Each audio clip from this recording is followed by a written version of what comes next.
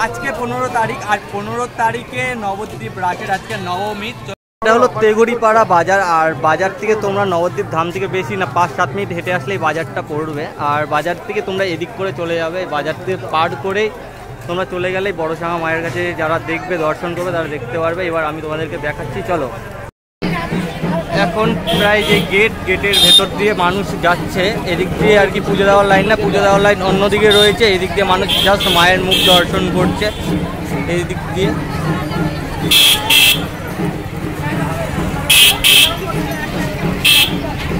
এখন রয়েছে আমি একদম বড়সাঙা মায়ের কাছে, আর এখানে প্রচুর মানুষ এসছে পুজো দেওয়ার জন্য। এখানে প্রচুর ভিড় রয়েছে।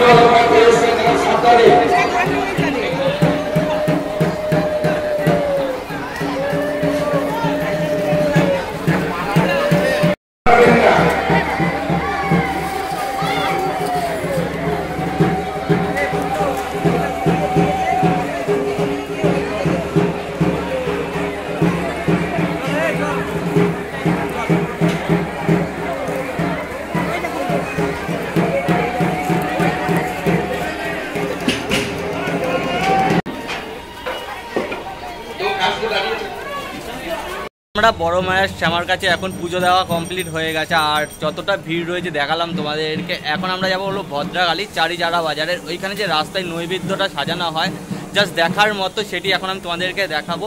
চলো যাওয়া যাক এবার। নবদ্বীপ রাসে এত ঠাকুর হয় যে অনেক ঠাকুর আমরা অনেকে চিনিই না, কিন্তু তোমাদেরকে আরেকটা ডিফারেন্ট ঠাকুর দেখায়। সেখানে রয়েছে হলো এখন কালিয়া দমন, বেশ সুন্দর এই ঠাকুরটি। আর এই ঠাকুরটি হয়েছিল নবদ্বীপ চারিচারা বাজার রোড, বড়শ্যামা মায়ের কাছ থেকে কিছুটা এগিয়ে আসলে তোমরা এই চারিচারা বাজারে আর কি শ্রীকৃষ্ণের কালিয়া দমন পুজো। আর ঠাকুরটি খুব সুন্দর হয়েছে, কিন্তু বেশ সুন্দর লাগছে। এবার আমরা এই রুট ধরে চলে যাবো, এদিক দিয়ে গেলেই পড়ে যাবে হলো চারিচারার ভদ্রাকালী। এখন আমি চলে এসেছি হলো চারিচারা বাজারে ভদ্রাকালী মায়ের দর্শন করানোর জন্য তোমাদেরকে। আর সামনে রাস্তাটা জুড়ে পুরো নৈবেদ্য সাজানো হয়, সেটি দেখাবো এখন। চলো। এই যে এখনো পুরোপুরি সাজানো হয়নি, নৈবেদ্যটা এখনো সাজাচ্ছে এখানে।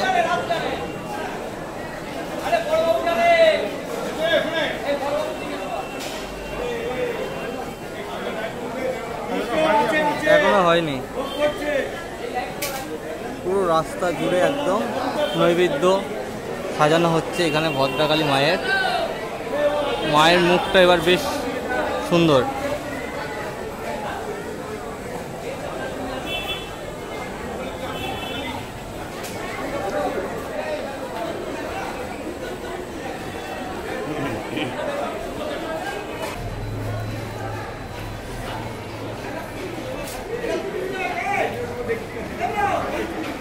আর এইখানে কিন্তু দুপুরবেলা ধুনো পোড়ানো হয়, সেটি আমি তোমাদেরকে দেখানোর চেষ্টা করবো ঠিক দুপুরবেলা এসে।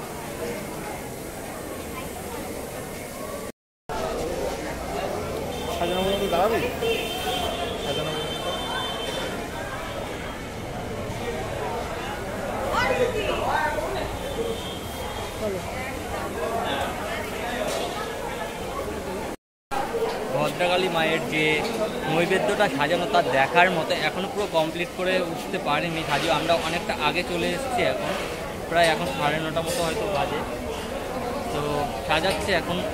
দেখা যাক কত দূর সাজানো তোমাদেরকে দেখাতে পারি। আর মায়ের মুখটা জাস্ট খুব সুন্দর করেছে কিন্তু।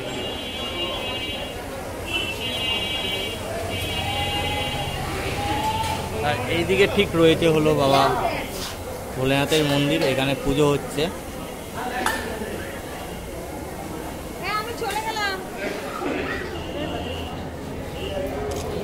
এই তো এই দাদা রয়েছে এখানে, দাদাকে জিজ্ঞাসা করবো যে এখানে পুজো শুরু হবে কখন? পুজো এই 10টা সাড়ে 10টা থেকে শুরু হবে। এখানে তো ধুনো পুরানো হয়, ধুনোটা পুরানোর সময়টা 12টা সাড়ে 12টা নাগাদ পুরানো হবে। আর এই প্রসাদ যে এত নৈবেদ্য দেওয়া হচ্ছে, এই প্রসাদ কি সবার মধ্যে বিলি করা হয়? তো হ্যাঁ, বিলি করার সময় এর জন্য কি আলাদা করে কুপন করতে হয় না? কুপন কোনো সিস্টেম নেই, বিকালবেলা এলে পরে সবাইকে করা হবে। আমরা এখান থেকে জেনে নিলাম দাদার থেকে যে এখানে ধুনো পোড়ানো হয় ঠিক দুপুর দিক করে, আর এখানে নৈবেদ্য সাজানো হচ্ছে এই রাস্তা জুড়ে। এখানে কিন্তু পুরোটাই বাজার বসে এখানে।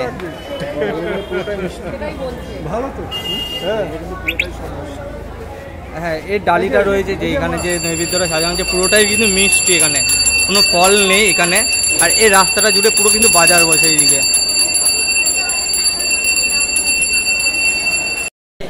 আর নবদ্বীপের রাস পূর্ণিমায় এই ভদ্রকালীর মা কিন্তু বেশ পুরনো।